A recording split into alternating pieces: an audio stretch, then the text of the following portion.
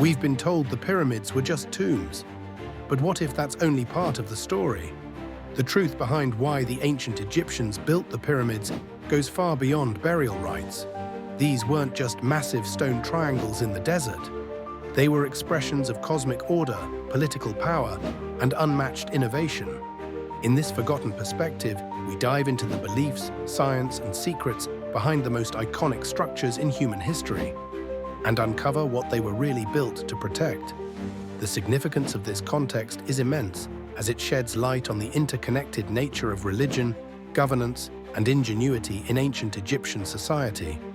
The pyramids were believed to be conduits for the king's journey to the afterlife, reinforcing the concept of divine kingship, which was crucial for maintaining order and stability within a civilization largely structured around this belief. The Great Pyramid of Giza isn't just a wonder of the world. It's a bold declaration by an ancient civilization that they could defy time itself. Built for Pharaoh Khufu, this towering structure shows off not only mind-blowing architectural skill, but a culture deeply driven by belief, purpose, and cosmic order. And here's the kicker: those massive stones. They weren't dragged by enslaved people. Modern discoveries show they were moved by teams of skilled workers, proud Egyptians who lived in nearby cities, fed well, and treated with dignity.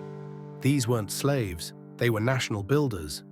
Experts like Dr. Zahi Hawass say the pyramids stand as Egypt's ultimate flex, symbols of power, unity, and genius that still leave us awestruck thousands of years later. But not everyone buys that.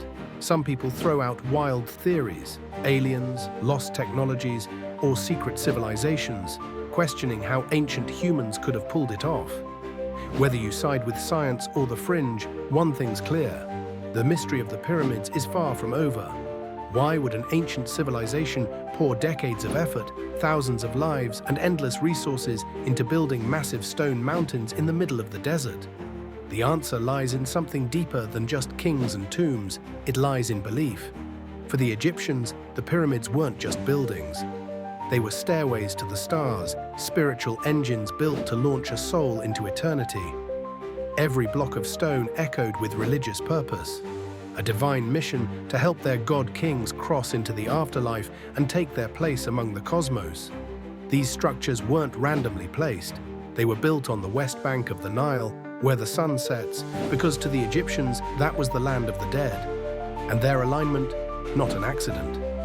The Great Pyramid lines up almost perfectly with the constellation Orion, which they believed was the celestial home of Osiris, god of the afterlife.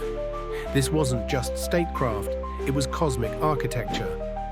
A pharaoh didn't just rule a nation, he ruled in life, death, and beyond. And the pyramid was proof of that power. When we understand the spiritual weight behind these structures, we stop seeing piles of stone and start seeing what the Egyptians saw: a fusion of heaven and earth.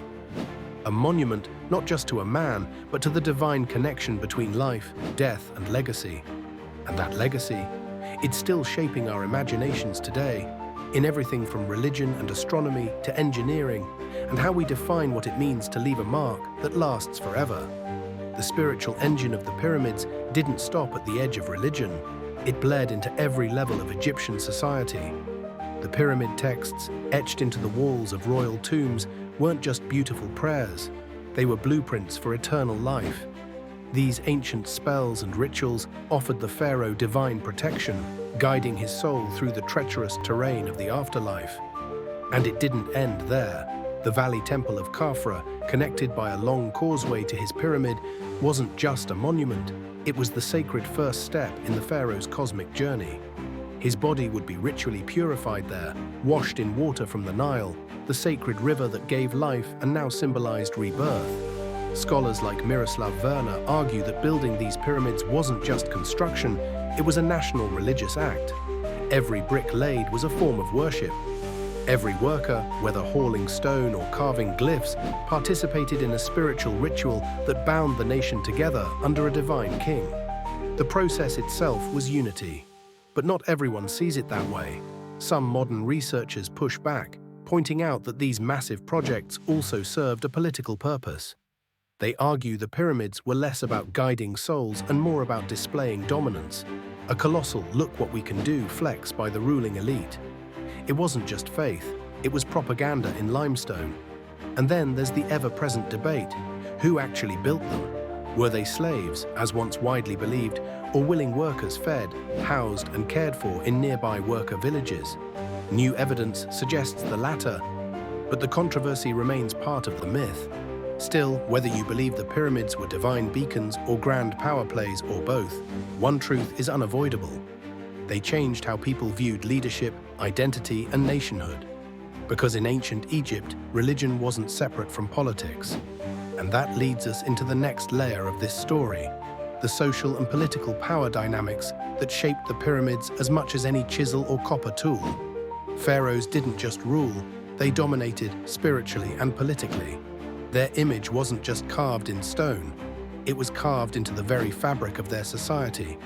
Power wasn't just proclaimed in ancient Egypt, it was carved into stone, one massive block at a time. The pyramids weren't silent tombs, they were statements. Loud, towering, impossible to ignore proclamations that the pharaoh wasn't just king, he was divine. That he could organize thousands, feed them, house them, and direct them with a vision so ambitious it seemed superhuman. Just take Khufu's Great Pyramid. It didn't whisper of power, it screamed it across the sands.